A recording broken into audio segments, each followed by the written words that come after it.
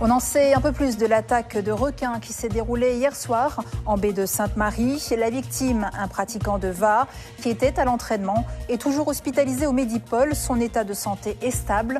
Plus de détails à venir dans ce journal. De nouvelles informations concernant l'attaque de requins qui s'est déroulée hier en baie de Sainte-Marie. Un pratiquant de VA terminait son entraînement lorsqu'il déclare avoir été attaqué par un squale.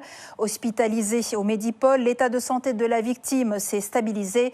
Mais cette nouvelle attaque a de quoi surprendre, voire choquer la population.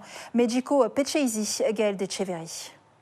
On voit les dents du requin qui sont là aussi, à plusieurs endroits. Et il y a la même chose de l'autre côté, donc il a vraiment pris le flotteur dans ses mâchoires et il a explosé directement. Et il a arraché carrément du VA. Voici ce qui reste de l'attaque de requin d'hier soir à la Côte Blanche. Un balancier arraché et dont la partie arrière n'a jamais été retrouvée. Une attaque à 200 mètres de l'embarcadère en contrebas du Wentoro. La victime, Livaï Manaté, président du club Touapin VA, partait pour chercher les derniers du groupe pendant un entraînement. La suite, il nous le raconte depuis le Medipol. Je me suis retrouvé nez à nez avec un squale.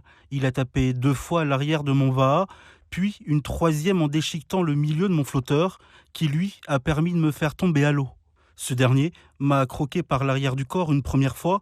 Je me suis retourné au moment où il a voulu me charger une 2e fois, mais j'ai réussi à lui saisir sa mâchoire et lui rentrer le doigt dans l'œil.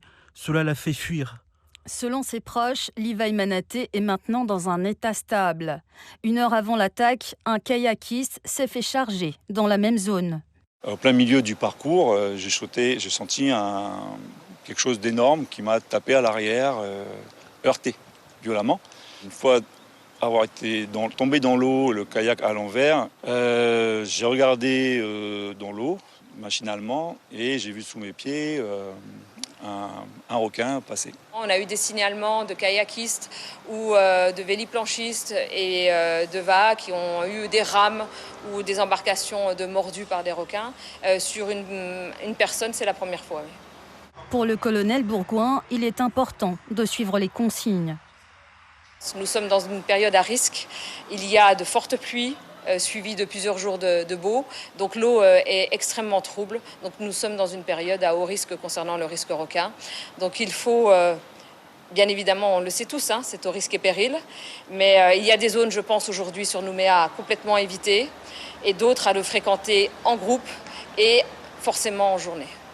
La mairie de Nouméa a interdit la baignade et les activités nautiques hors des filets anti-requins jusqu'à nouvel ordre. Elle rappelle que tout contact avec un squale doit être signalé.